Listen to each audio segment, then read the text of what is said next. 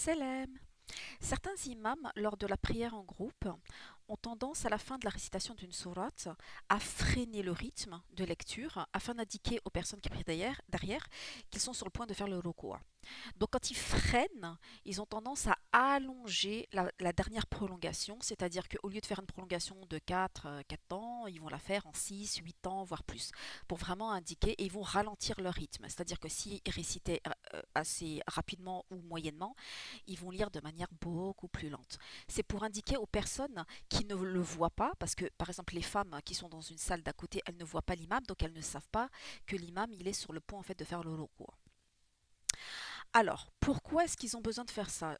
Généralement, ils font ça parce que pendant les prières de Tarawih, parce que pendant Tarawih, on va réciter tout le Coran du début à la fin. Et donc, du coup, on ne choisit pas en fait les sourates qu'on va réciter, on les lit de manière chronologique.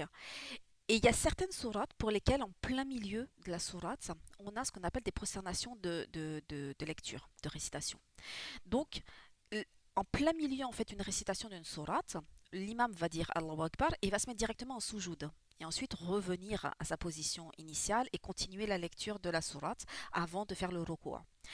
Pour les femmes, par exemple, qui sont dans une salle d'à côté, quand elles vont entendre Allahu Akbar, et donc du coup, qu'est-ce qu'elles vont faire? Bah, elles vont penser que c'est un ruku', ce qui est logique. Elles vont pas savoir que c'est en fait un soujoud parce qu'elles ne le voient pas.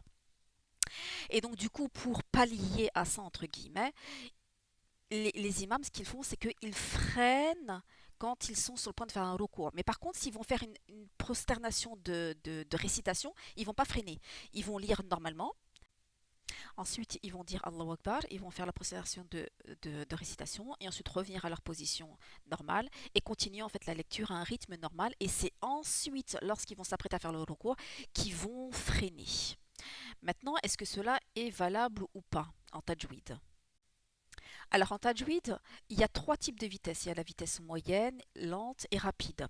Et la règle en tajwid, elle dit que si vous commencez une récitation avec une vitesse, peu importe ce qu'elle est, lente, moyenne ou rapide, vous devez la continuer jusqu'au bout.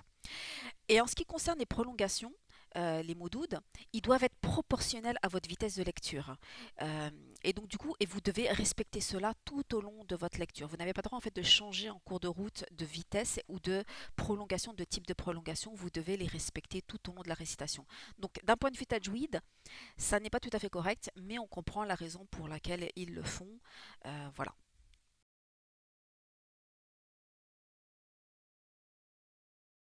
ومثله معه لافتدوا به أولئك لهم سوء الحساب ومأواهم جهنم وبئس المهاد الله أكبر